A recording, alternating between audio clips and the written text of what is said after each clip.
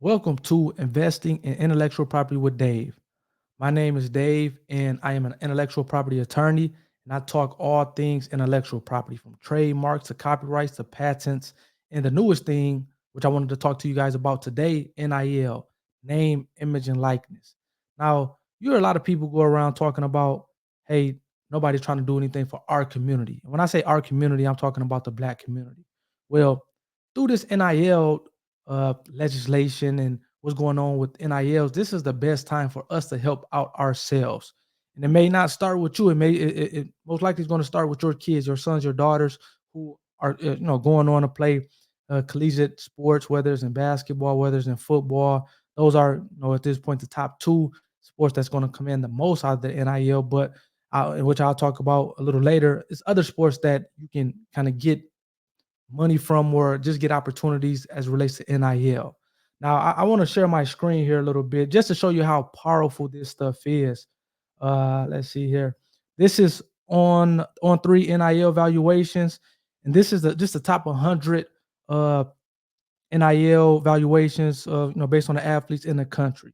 Obviously, you see here Bronny James, Shadur Sanders are there at this point in time. They are the top, and this is last updated November 29th, 2023. So this was updated yesterday. NIL valuation for Bronny James is almost $6 million. And again, this is just a valuation. This is kind of based on three's algorithm. They're saying that this is what this player can command in the market. They may not be getting it, they may be getting it, but this is what they're saying that they can command, based on three's proprietary software. But let me show you something. This is the top 100 athletes. And as I'm continuing to go down, and you're seeing, uh, shows the sport and let's make sure I don't go back. It shows the school that they go to, and it shows you the followers. It shows you, okay, Marvin Harrison Jr. His NIL valuation is $1.3 million, wide receiver at Ohio State. But just going down, as you can see, and I'm gonna go all the way down to the last guy on the list, or the last person on the list, and their NIL valuation is still over $500,000. So this is crazy. We're saying, so $500,000. So for the top 100 athletes in the country, based on the NILs, according to On3, they're saying that they can make over at least $500,000 on the low end. The number one guy, Bronny James, he's almost $6 million at this point, and this thing is updated, I think, every week. But the lowest guy on the list is still over $500,000 based on what they can command in the NIL market. So let me go back to this thing, and this is just collegiate athletes. Okay, I know in Michigan, and where I'm from, state of Michigan, back in October, they just had legislation passed where high school athletes can participate in NIL, and it already had been a number of states that already allowed high school athletes to participate in NIL, such as Texas and Florida and some other states. But let me show you this. So this is just the top 100. We're going to go to sports here, and they're going to bring up high school. So this is just high school football. Can I do all sports? I'm gonna just do football. And okay, Cali is another state that has NIL for high school athletes, Georgia. But the top guy in high school sports is getting almost $1 million, over $800,000. And it's going to give you the top 100. So let's go down to 100. The 100 person from a football, then this is just for football, from Texas, he's still over 100,000. So you have, from a collegiate perspective, let me stop sharing my screen here. From a collegiate perspective, you're getting the highest guy, again, Bronny James at this point, almost $6 million. The lowest guy still making over $500,000. Even once we go to the high school NIL deals, the top guy is getting over $1 million. The lowest guy is still making over $100,000. Now, Dave, you may ask, Dave, okay, so what? Who cares? Again, this is important because, again, we all, as I said earlier, we all talked about, or a lot of people talk about, hey, nobody's trying to help the African American community, the minority communities. Well, this is the perfect time for us to help ourselves. Your sons and daughters, they're going to school to play sports, their respective sports, and we all know that most athletes don't go pro. It's less than 2% that go pro in their respective sport. And I'll be even more frank with you. Unless you're in basketball and football, okay, golf and some other sports, but the top two sports is basketball, men's basketball and football. A lot of other sports, even if you do go pro, we all know that you're not really making the money like that. So to the extent that you are fortunate enough to, participate in the NIL in college. You have to make the most out of your opportunity. Again, let me say that again. You have to make the most out of your opportunity. Uh, and before I show you ways that you can do that, let me go to stop sharing my screen here. Let's go to I'm going to show you something that the Nebraska head coach in football he had recently. Let me play this.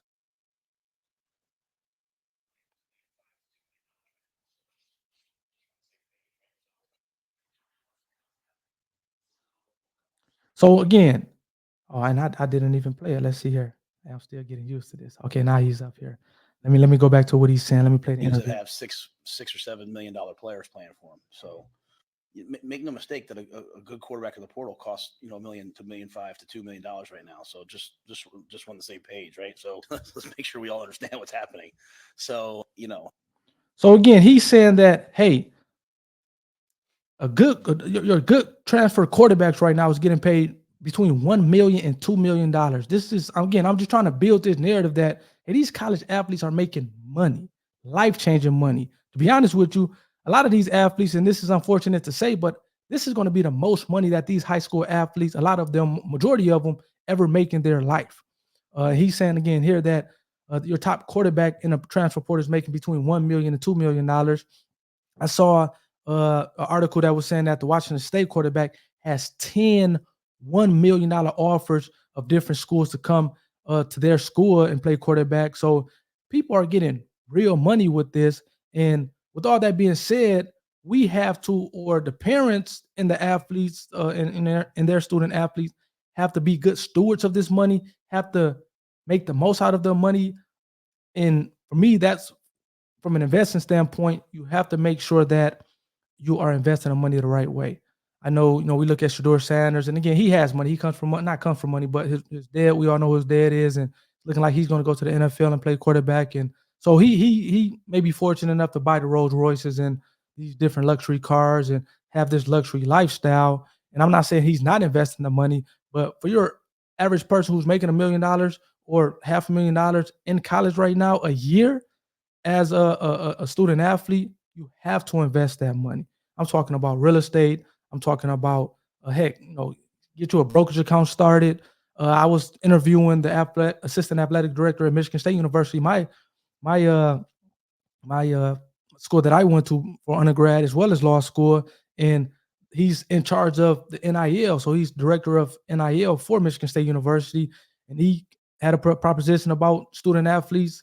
They can, they should be looking to get franchises, start franchises in that local community that they're in. So it's a lot of different things that you can do as an athlete to invest your money and make sure that you are after your playing days are over, you have this nice passive stream of income, whether it's you're getting, $10,000 a month or $10,000, $10,000 a month, or hopefully for the ones that who have successful investing campaign, you're making $100,000 to anywhere to $500,000 a year just on passive income from what you did back in college. Again, this is not like these kids are still on scholarship; they're still eating good, they still have housing paid for. So this is money that they can, it's not like, okay, I have to make good of this money or I have to be risk averse with this money or careful with this money. Yeah, you want to be careful as you're investing, but at the same time, this is free money that you're getting that you need to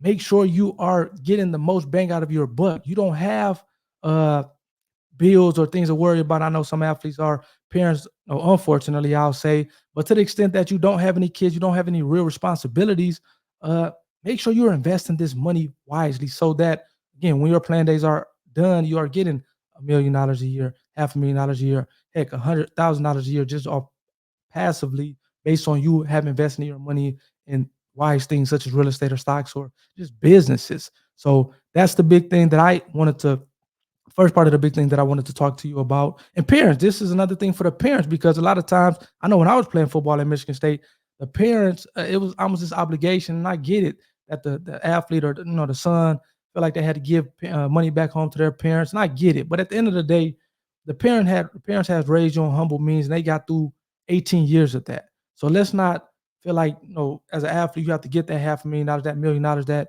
uh, you are getting from, being a good athlete and just giving hundreds of thousands of dollars to your family and friends back home. Parents, it's time for you all to kind of step back and say, okay, this is an opportunity for my son or daughter to invest this money, make a better life for themselves. I'm not going to put this responsibility on him or her to have to take care of me, because that's a big part of it. We all know you get to the NFL, you get to the NBA, and they have posses and they're spending a lot of money on their parents. And once their playing days are over with, they have nothing to show for it. So parents, take a step back. Again, we say that nobody's helping our community. At this point, it's time to help ourselves.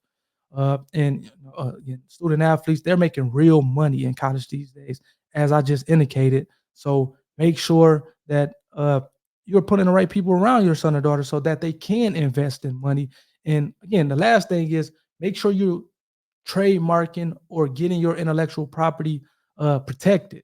As an IP attorney who deals with trademarks, I think of the beast modes, and you see Shador Sanders, he has the double S square. Man, it's a lot of these brands that you can start so that when people are going to the games, I was interviewing Greg Jones, who won a Super Bowl with the Giants, as well as uh,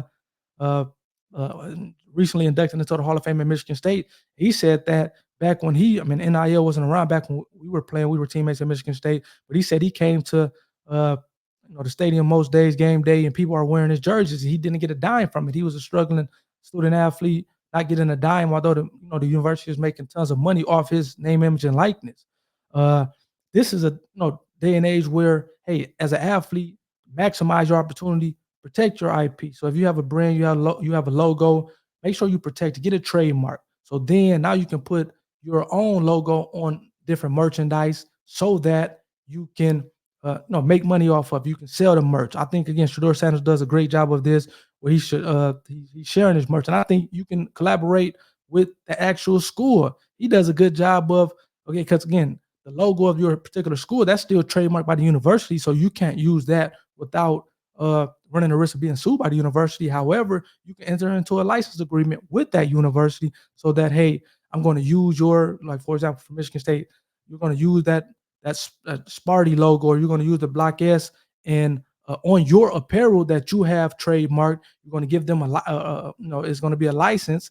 You're just going to maybe give them a royalty on every apparel that you sign. You may give them that university a royalty payment on that. So that's a way that you can collaborate with the university, again, based on you protecting your brand and using their brand to maximize your earning potential as a student athlete. And again, this goes for all sports. It goes for football, it goes for basketball, hockey, track. All sports can do this. If you have built up a following enough and a brand name enough, again, get a logo, get some type of brand that you can protect via a trademark in this case, and sell the merchandise so that again, you're further maximizing your opportunity in college. And the last thing is, just because you're not the superstar athlete, you can still take advantage of NIL. See, I played football at Michigan State. Unfortunately, I backed up some good running backs, Le'Veon Bell, Javon Ringer, some NFL caliber running backs.